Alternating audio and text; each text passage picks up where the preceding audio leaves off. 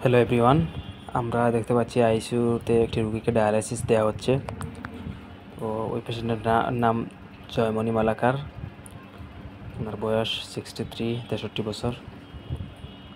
উনি দীর্ঘ 6 মাস থেকে ডায়ালাইসিস নিচ্ছেন।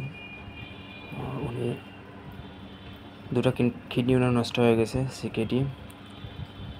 তো হঠাৎ ওনার অবস্থা খারাপ হওয়ার পরে মেডিকেল ভর্তি করা হয়। আইসিইউতে উনি অ্যাডমিশন হন। তো আমরা আজকে দেখবো ওনার কীভাবে ডায়ালিসিস দেওয়া হচ্ছে।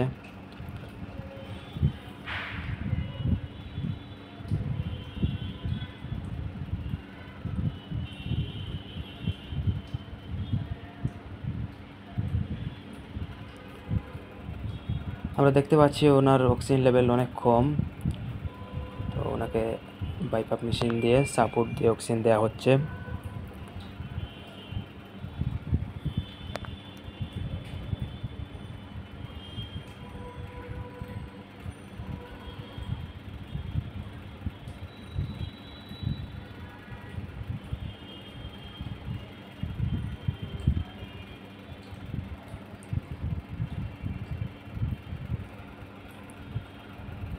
আমরা এখন দেখবো ডক্টর কীভাবে অর্ডার করছে ডায়ালিসিস দেওয়ার জন্য আজকে।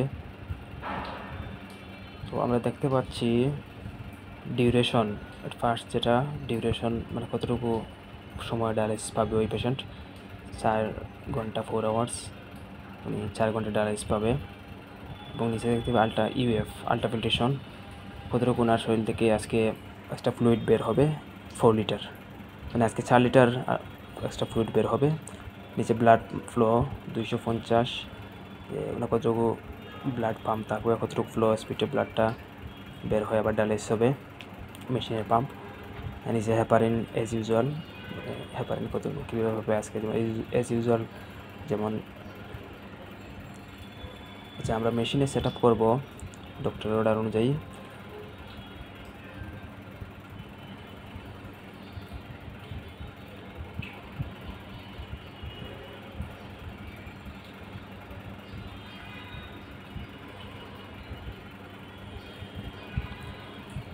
আলট্রা ফিল্ট্রেশন কতটুকু এক্সট্রা ফ্লুইড বের হবে, 4 লিটার, 4 দেখতে পাচ্ছি পুরো 4 লিটার বের হবে।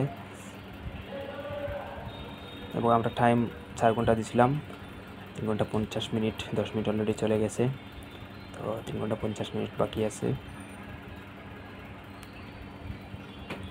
ব্লাড ফ্লো, আমরা ব্লাড ফ্লোটা দেখছিলাম 250, দেখতে পাচ্ছি আমরা 250 ব্লাড ফ্লো। থ্যাংক ইউ সবাইকে।